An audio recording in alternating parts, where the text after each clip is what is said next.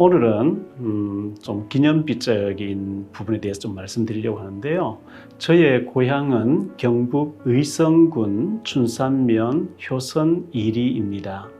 지금부터 약 115년여 전에 저희 고향 마을에 권중하라고 하는 전도사님이 들어오셔서 제일 산골짝 마을인데 교회를 세워주셨어요. 그리고 주변에 산운교회, 금청교회, 현리교회, 춘산교회, 중리교회 등 6군데 교회를 세우시고 이분이 주일날마다 가서 이곳저곳 예배 인도하고 이렇게 해서 교회가 지금은 시골 교회지만 단단하게 세워져 있어요.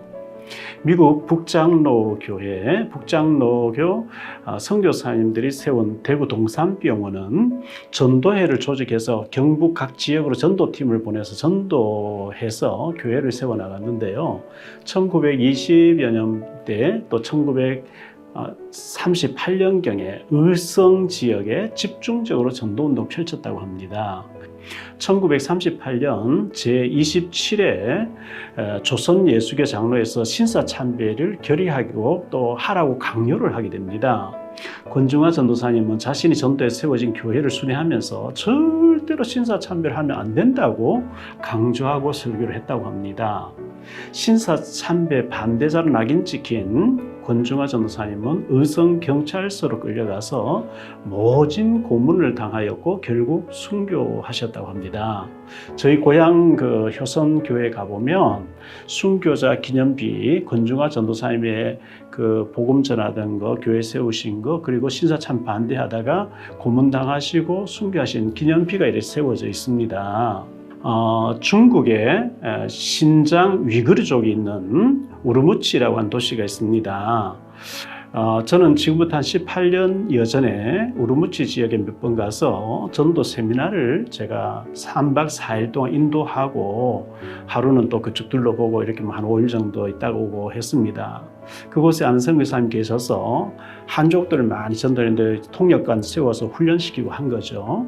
연길에 가보면 한글 간판이 많이 있고 우리 조선족 교포들이 많이 살고 있고 연변 TV는 뭐 한국어로 막 이렇게 여러 가지 나오고 우리 민족의 풍습을 그대로 이렇게 방송하는 것을 보게 됩니다. 근데 우르무치 지역에 가보면 사람들 모습이 우리 중국 사람과 한국 사람 같지 않고요. 저 아랍권의 사람들 모습이에요. 머리는 두건 뭐 이렇게 수건 같이 쓰고 있고요. 그리고 콧수염이라든지 모든 모습이 아랍권이에요. 파키스탄 쪽과 가까우니까 그렇겠죠. 의상도 그러고 간판 글씨도 전부 아랍어로 되어 있고 TV도 아랍어로 계속 나오는 거죠. 그곳에서 이제 제가 전도 훈련을 마치고 끝나고 나니까 그곳에 있는 선교사님과 또 이제 은혜 받으신 한족 분들이 고급 차에다 저를 태워서 하루를 관광시켜 준다고 이제 저 훈련 다 끝나고 저를 태워서 산으로 계속 올라가니까 산 봉우리가 나오는데요. 백두산 천지보다 더 큰 산 봉우리 속에 큰 저수지가 있는데 그곳에 가서 이제 살아있는 양을 잡아가지고 바베큐가 해 오는데 요리를 해서 먹고 이래 하면서 얘기를 많이 나누었는데요. 저를 안내하시는 한족 중국 사람과 또 선교사님 그런 얘기를 하더라고요. 목사님 여기 절간 큰 절간이 있죠. 예, 절이 있네요. 했더니만은 저 절이 어떻게 생겼는지 아십니까? 이래요. 일본의 어느 가정에 부부가 딸아이 초등학교 3학년짜리 10살 된 딸아이를 데리고 그곳에 관광을 왔대요.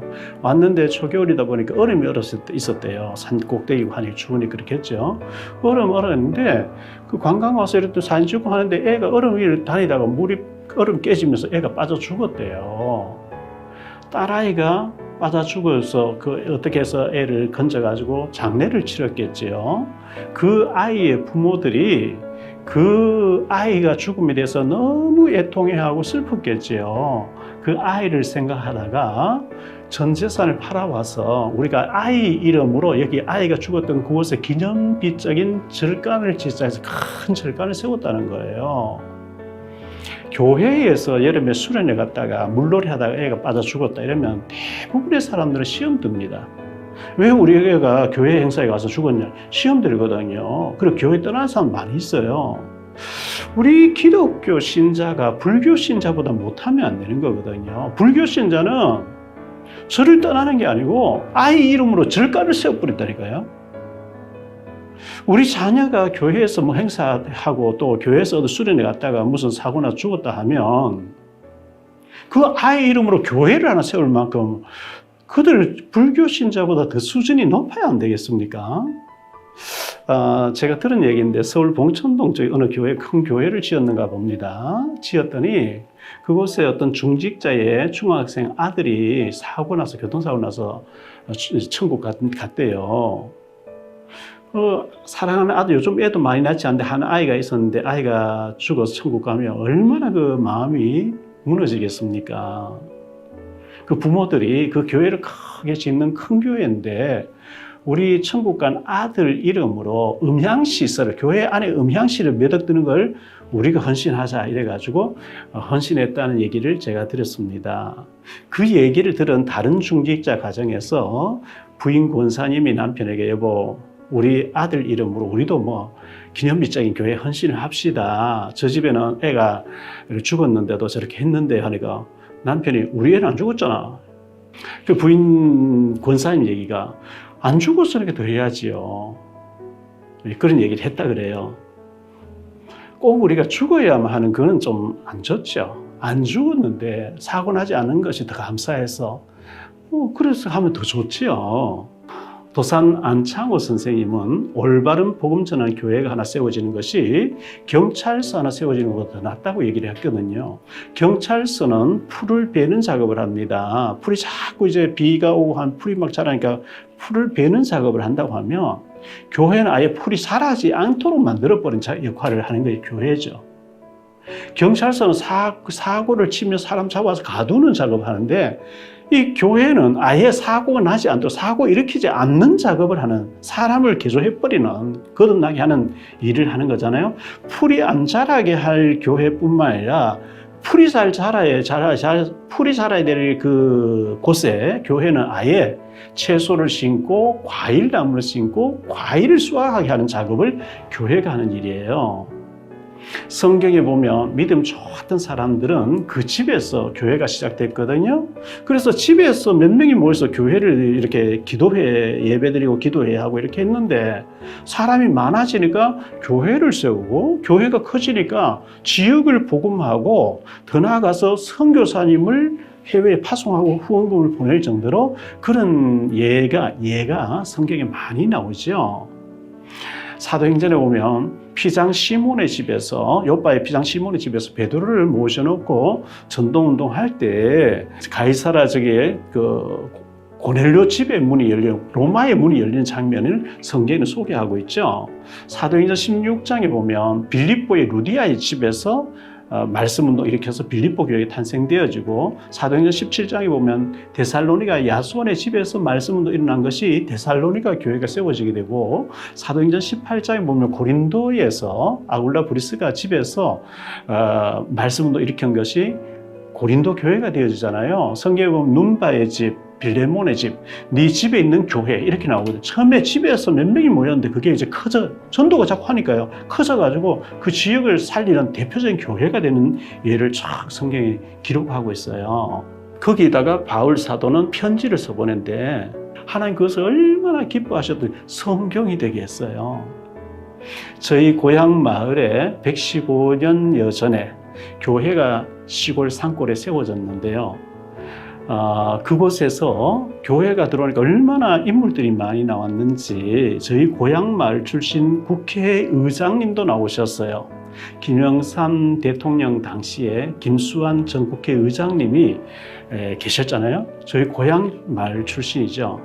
옛날 자유당 시대 때는 박영출이라고 하는 국회의원이 계셨는데 저희 고향 마을 출신이고요. 이분은 목사님이면서 국회의원 하신 분이고요. 여러 명의 인물들이 나왔는데요. 20여 년 전에 저희 고향 마을 교회에서 교회 목사님 사택을 짓는다고 후원금 좀 달라고 장로님들 5분이 저희 교회 오셔서 하룻밤 주무시고 가시고 했는데요. 얘기 들어보니까 20여 년 전에 저 같은 목사가 저희 교회 시골 마을에서 21명이 나왔다고 들었어요. 참 많이 나왔죠. 전부 다 도시에서 목회를 잘하고 계신 분이에요. 그럼 지금은 훨씬 더 많을 거예요. 왜냐하면 제가 목사 되는데 저희 아들도 목사거든요. 그러니까 얼마나 많아졌겠어요. 교회당 하나 들어왔는데 어릴 때 복음 듣고 자란 사람 중에 이런 인물들이 많이 나오고요. 교회가 많이 세워지고 목사님들이 몇십 명이 나오는 엄청난 일이거든요. 우리가 하나님 앞에 섰을 때에 교회를 세우는 일에 쓰임받은 사람 큰 축복받을 것입니다. 사랑하는 또 존경하는 목사님, 미자리교회 목사님 사모님, 그리고 전도하고 싶으신데 잘 안 되어지신 성도 여러분, 여러분들이 박용배 TV를 계속 보시고요. 복음으로 준비하세요. 그리고 생명운동을 자꾸 일으키세요. 전도하세요. 저는 지난주에 목요일날 여기 인천 논현동에 탈북민 지교회를 제가 세웠다고 했잖아요.